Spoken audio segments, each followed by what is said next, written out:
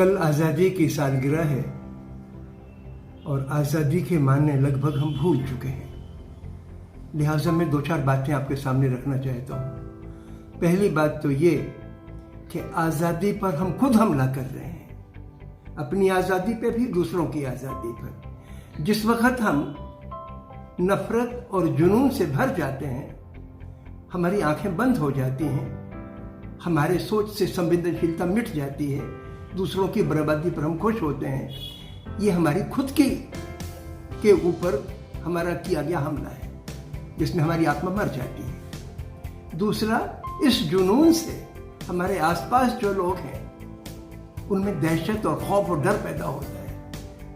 ये हम दूसरा जुर्म करते हैं। तो एक आज़ादी पर हमला हमारी तरफ से हो रहा है। दूसरा, एक बहुत बड़ा हमला आज़ादी पर हुकूमत की तरफ से, सरकार की तरफ से और प्रशासन की तरफ से हो रहा है। अभी 2 साल पहले कश्मीर जम्मू का राज्य का दर्जा घटाया, 370 हटाए। तो एक मोटे तौर पर कहा जाता है कि भाई आज़ादी के मायने कि आदमी को चलने फिरने की आज़ादी, अपने रिश्तों के बीच में कोई दखल ना दे, इसकी आज़ादी,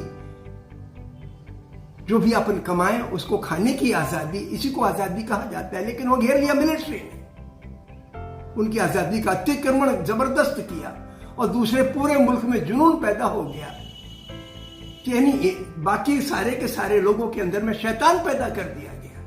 तालियां पिटने लग गई कि साहब मोदी जी ने बड़ा अच्छा काम किया। तो आपके दिमाग में जो संवेदनशीलता या सच देखने की सलाहियत होती है वो मिट्टी में मिल गई। तो आज़ादी पर दो हमले हुए, एक कश्मीर के अवाम के ऊपर और एक बाकी मुल्क के अवाम के को गहरे अंधेरे में ठेल कर ये दूसरा हमला हुआ। एक कुछ महीनों के बाद नागरिकता कानून में धर्म दाखिल कर दिया गया, एनआरसी का हगुआ खड़ा कर दिया गया। तो ये हुकूमत की तरफ से होने वाला आज़ादी पे हमला था। इस मुल्क में जो पैदा हो गया उसको पूरी इज्जत और आज़ादी से रहने का हक है, और ख़ासतौर से अगर वो मेहनत करके अपनी गुजर बसर करता है तो उस पर कोई सवालिया निशान नहीं उठा सकता, हरगिज़ नहीं उठा सकता। लेकिन हुकूमत मजदूरों को मजदूरों से तोड़ने के लिए, गरीब को गरीब से काटने के लिए ऐसे कानून लाती है जिसका सीधा असर ये होगा कि आदमी के मुल्क में रहने के जमीन खिसक जाएगी उसके पांव के नीचे से। अभी सरकार कानून लाई, खेती संबंधी कानून। ये तीसरा हमला है आज़ादी पर। वैसे भी किसान जो पैदा करता है उसकी उपज पर उसका हक है, उसके दाम तय करने का उसको हक है, लेकिन अरसे से बाजार तय करता है कीमतें, और बाजार की ताकतों में अब कॉरपोरेट को यानी खरबपतियों को शामिल करने के लिए सरकार नए कानून ले आई। जिन किसानों ने मजदूर देश को भूखमरी से, अकालों से बाहर निकाला, उनसे बगैर पूछे, कोई मशवरा किए बगैर 9 महीने से वो सड़क पर बैठे हैं, धरना दे रहे हैं, गांधी जी के अहिंसक सत्याग्रह की तरह सत्याग्रह कर रहे हैं। आप सुन नहीं रहे हैं। ये आज़ादी पर जबरदस्त हमला है। और जब मैं कोशिश करता हूँ गाँव में जाके, लोगों से कहते हूँ चलो अब किसानों से बातचीत करनी है, तो गाँव के सरपंच कहते हैं भाई पुलिस ने मना किया है।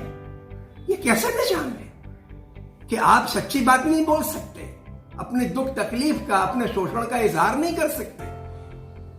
यह गुलामी का एक अलग तरीका है। फिर अभी एक चीज निकल के आ गई कि इजराइल की एक एजेंसी है, वो एक ऐसा इंस्ट्रूमेंट खड़ा करती है, पेगासस, जिसके जरिए सरकारें उसको खरीदती हैं और निगरानी करती हैं। अबे ठीक है, सरकार को चोरों डाकुओं से मुल्क को बचाना है, उसकी निगरानी तो कर सकते हैं, लेकिन उसकी आड़ में हर शहरी को, हर नागरिक को आप आतंकित करने के लिए उसकी निगरानी करेंगे, ताकि भाई हर आदमी में कुछ ना कुछ इंसान फरिश्ता तो नहीं है, हर आदमी में छोटा मोटा खोट होते ही है।